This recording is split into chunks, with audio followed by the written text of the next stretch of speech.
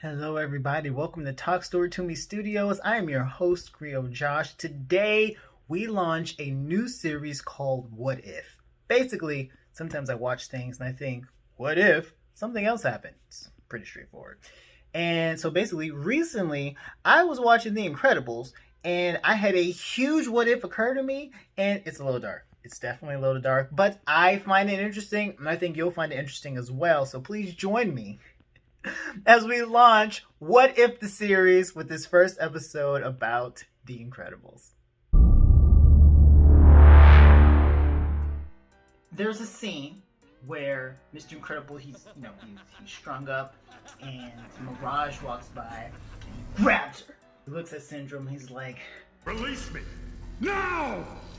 Or what? I'll crush her. Oh, that sounds a little dark for you. Now, go ahead. It'll be easy, like breaking a toothpick. Show me.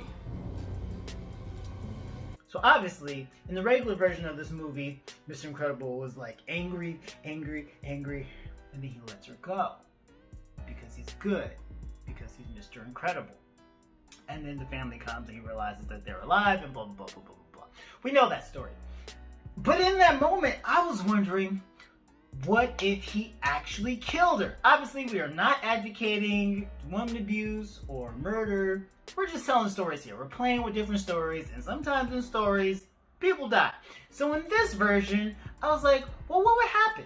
So Mr. Incredible holds her, let me go, or I'll kill her. It'll be easy, like breaking a toothpick. Syndrome's like, that's a little dark for you. Show me. And then Mr. Incredible does it. He kills her. I believe at that moment he then transforms into something very dark and something very evil. At that moment, Syndrome realizes he just messed up. And Syndrome would go on this wild, frantic attack against Mr. Incredible. But now, Mr. Incredible, because he broke himself out, because he killed her, because he accessed this rage side of him, suddenly he's a different monster. I think he would be punching the zero energy beams away, and Syndrome would not get away with that. And Mr. Incredible, because he's so consumed with rage, would say something like, "You took everything from me. Now I'm taking everything from you." And he would snap his neck. And then he would look at his hands.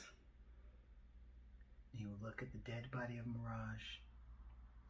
Look back at Syndrome's lifeless eyes. And look up. Right as Elastigirl walks through the door. "Bob, what did you do? Did you kill these people? What kind of monster are you?" He would charge her and grab her. "I'm not a monster!" "It's me, honey." But now Elastigirl is horrified because her husband, the love of her life, the father of her children, just murdered 2 people in cold blood. That's not the man she knows. And he would be trying to explain, and she would slither out of his grip. Or probably be a scene of like, "Bob, you're hurting me."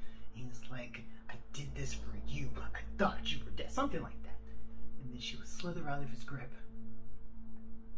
And she would back up and say, "You will never see me or the kids ever again."